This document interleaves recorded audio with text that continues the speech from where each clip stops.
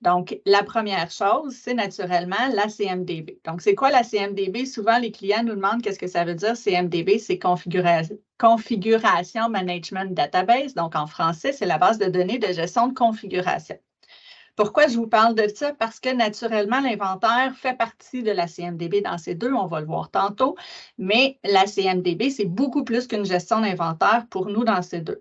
Donc, c'est vraiment une base de données personnalisée qui vous permet de répertorier n'importe quelle information qui sont pertinentes pour vous, mais aussi n'importe quelle information que vous voulez avoir des liens pour améliorer le traitement de vos billets et aussi d'être capable d'avoir des processus qui s'exécutent, etc. Donc, souvent, les clients nous demandent, j'aurais besoin, tu sais, j'aimerais ça quand ils complètent une demande au portail, d'aller chercher de l'information selon les choix qu'ils vont faire, etc. Donc, on va proposer, par exemple, de le mettre dans la CMDB.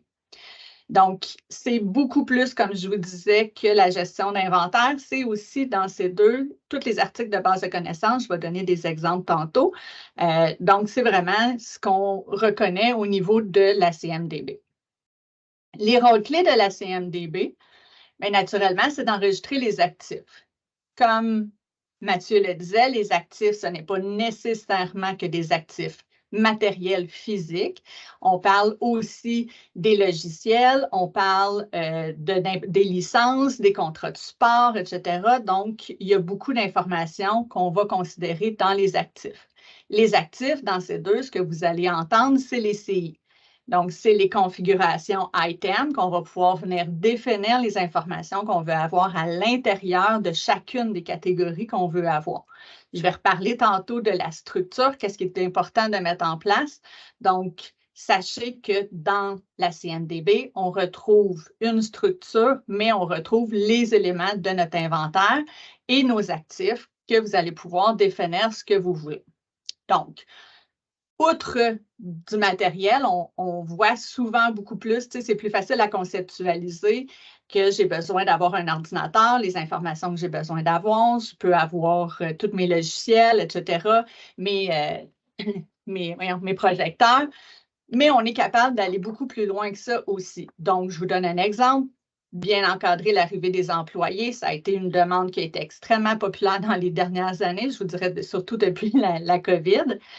Donc, on est capable, à partir de la CMDB, de mettre en place des profils d'emploi qui vont être en lien avec notre dotation, si on veut implanter ces deux au niveau des ressources humaines, mais qui vont aussi structurer qu'est-ce que mon employé a besoin d'avoir comme actif. Donc, il a besoin d'un écran, 2 écrans, un ordinateur, un portable, un docking station, etc. Donc, on va être capable de faire des profils d'emploi et ça aussi, on va le gérer dans la CMDB. Les relations entre les éléments, c'est un super bon exemple au niveau des serveurs, des ordinateurs, mais ça va plus loin que ça aussi. Donc, dans le milieu scolaire, vous le savez, il y en a plusieurs qui sont du milieu scolaire. Donc, souvent, ce qu'on nous demande, c'est d'avoir la possibilité d'avoir nos locaux qui sont associés à l'école et d'avoir les équipements de ce local-là. Donc, j'ai un bris avec mon tableau, je veux savoir le tableau, il est dans quel local, dans quelle école. Donc, ça, c'est les relations qu'on va faire selon notre structure de notre CMDB qui permet d'avoir d'un coup d'œil toutes les informations nécessaires pour bien traiter notre billet. Et naturellement, on va retrouver toutes les historiques des changements.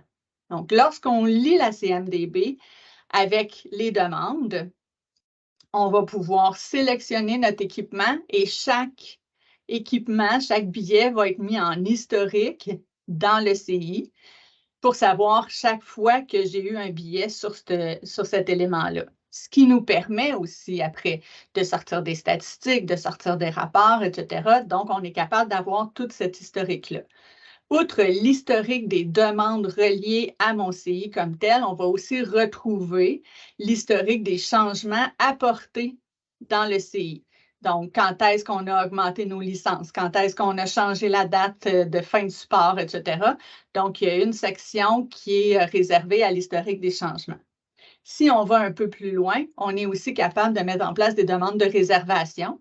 Donc, on va avoir une section de réservation qui va me permettre de voir à chaque fois que cet équipement-là a été prêté et à quel billet il fait référence. Donc, c'est toutes des informations système que vous allez retrouver à la base dans vos CI, dans votre CMDB.